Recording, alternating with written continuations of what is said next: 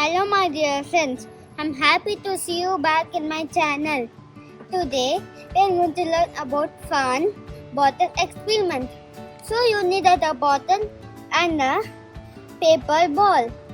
So first you take the bottle and put the tissue inside. Next blow it.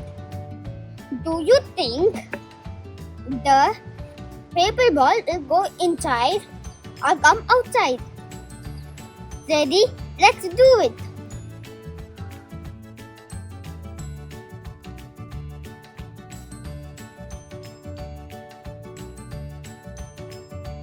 Let's try it again.